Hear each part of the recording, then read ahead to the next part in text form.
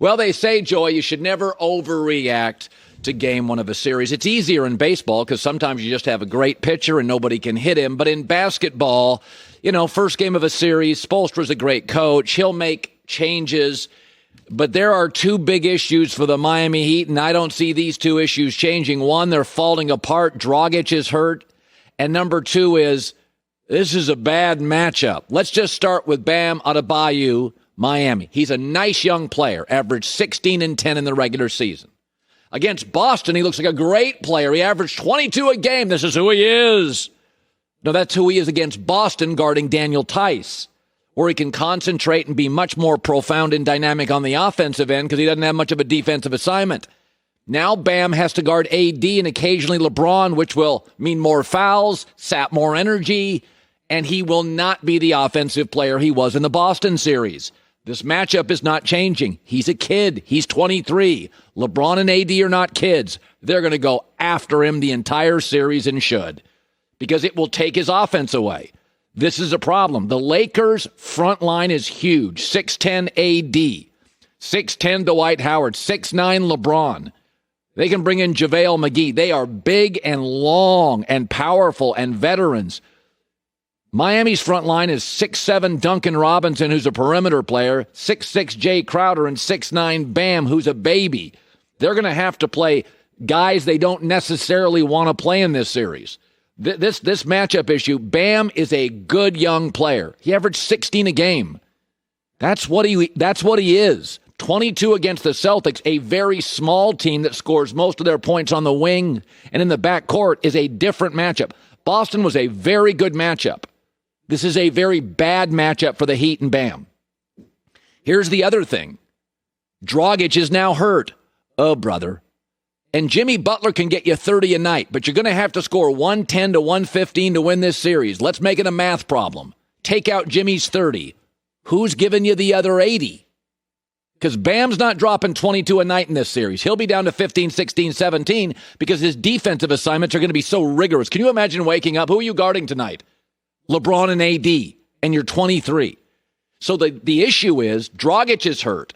So you're not getting offense there. Bam's defensive assignments are tougher. You're not going to get huge offensive consistent output there. You need Tyler Hero to play, and he is a defensive liability. You don't have a choice now. You need threes. You need somebody that can shoot. Tyler Hero's got to play because he's one of the great young shooters in the game. I mean, at times he looks like Steph. I'm not saying he's Steph, but he's a great young shooter, and he's a defensive liability. Lakers go right after him. Lakers are a bunch of old veteran players. They know the game. They know the sport. They don't have a lot of young players. They're going to go right after Tyler Hero. When he's on the floor, he is a defensive problem. But they've got to play him. It's a math problem. Jimmy Butler's giving you 25 to 30. Hopefully he doesn't have an off night. Where are you getting your points? You're not going to get them from Bam like Boston. You're not getting them from Dragic. He was invisible. Now he's hurt. You got to get him from Duncan Robinson and Tyler Hero, and both are defensive liabilities, especially Tyler. But you got to pick your poison here. You got to put him in, cross your fingers he hits his threes, and cross your fingers who he's guarding is not hot. Now, I don't think the Lakers will shoot like they did in the first half. Last night was one of those nights. The Lakers and this is a Laker team, we can never figure out who's going to score beyond LeBron and AD. And last night, everybody was hitting. KCP was hitting, Caruso was hitting, Danny Green was hitting. But that you got some issues here where it is a matchup problem. I mean, we watched Kansas City and Baltimore play on Monday. It's a matchup problem for Baltimore. It happens. The NBA, it's like fights. Mike Tyson was a bad fit with Evander Holyfield. Evander Holyfield could take a punch. He could play the angles on Mike. He could deliver punches with Mike. He would get inside Mike Tyson. They could fight 5 times. Evander Holyfield was a bad matchup for Mike Tyson. Baltimore, Kansas City's a bad matchup for him. Boston and Miami, Boston is so small, it allowed Bam, a young player, to flourish. Defensive assignments weren't that rigorous. Good luck waking up in the morning if you're 23 years old, having to guard AD and LeBron. And Frank Vogel saw it.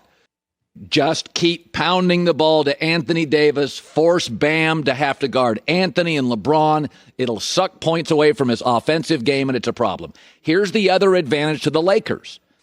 I mean, when you watch like that kind of dominating performance, apathy sets in, right? Like the Lakers have to convince themselves for the next 3 games they play We got to be mentally focused tonight or we cannot win. And now Dragic is hurt, and that plays with your head. Like, what can they do? But there's not going to be apathy in this series because the Lakers want to get the hell out of the bubble. You're not going to have your typical apathy in a series where you win the first 2 games, you go on the road, you mail it. Lakers want to go home. Lakers are an old team.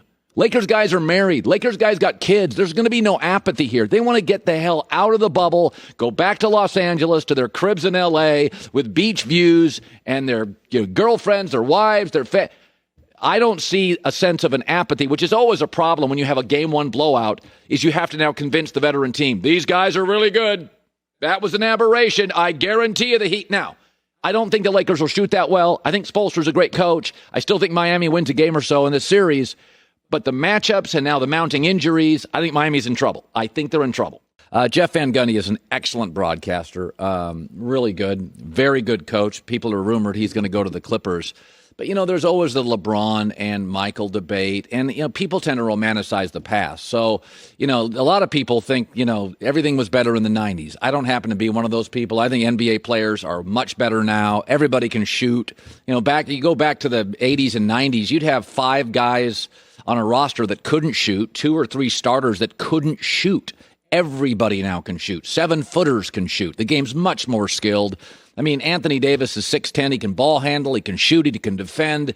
It used to be guys like Anthony Davis were back to the basket. You couldn't run the floor, couldn't put the ball on the floor, couldn't beat anybody off the dribble, couldn't shoot. The league's never been better. LeBron's beating unbelievably talented players and making them all look small. But the game was also very physical back then. It was a grab, push, hand check league, and people argue that Michael's better and this and that. But you think LeBron would have struggled? With the hand check, he's 6'9", 250 with a 3% body fat. He'd have done just fine in any era. Michael would have done very good in this era. The great players are great players. Wilt Chamberlain would have been good in this era. Kareem would have been good in the 50s or now. Great is great.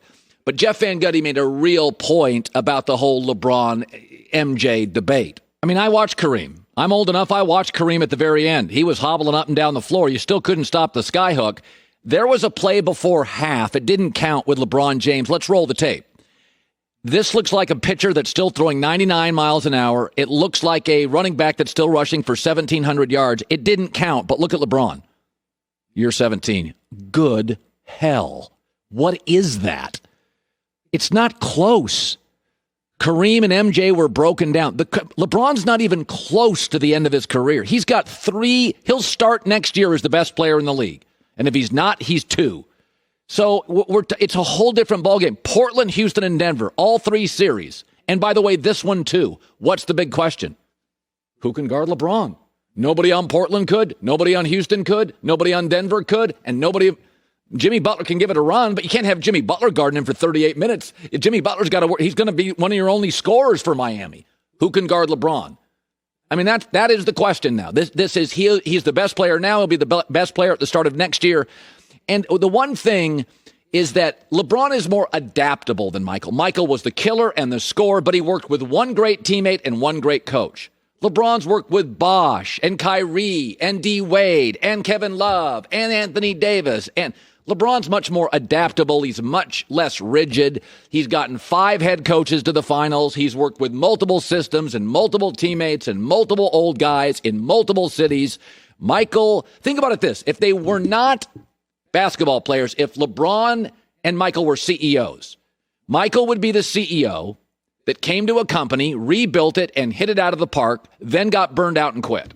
Came back and did it again at the same company, then left and could never turn around another dysfunctional company, the Wizards.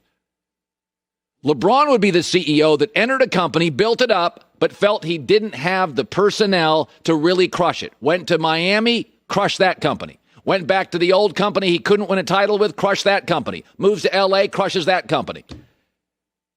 No quitting, no taking time off, different coaches, different employees, different systems, different infrastructures. Boom, boom, boom. It's more impressive what LeBron's doing. If you took the basketball out and just said they're both CEOs, one guy quit, one guy couldn't work without a head coach and without a co-star. LeBron's done it with Wade and Bosh and Love and Kyrie and Anthony Davis. Guards and forwards and bigs and young and old and flaky and, everybody. It's a more impressive career. You can argue best player at their prime. Michael's probably the most dynamic individual player I've ever seen in my life in the prime of his career, his great 6 years. I would never deny that. Michael's great.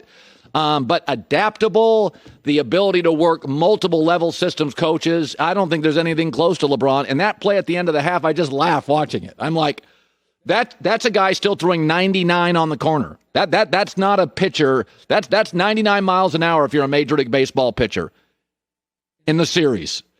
That is running for 1,600 yards as a running back in the Super Bowl. Like, he's not close. He is not even close to the end of his career.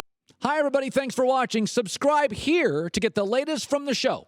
Also, be sure to check out more of the best clips from The Herd or go watch a few segments from other shows on FS1.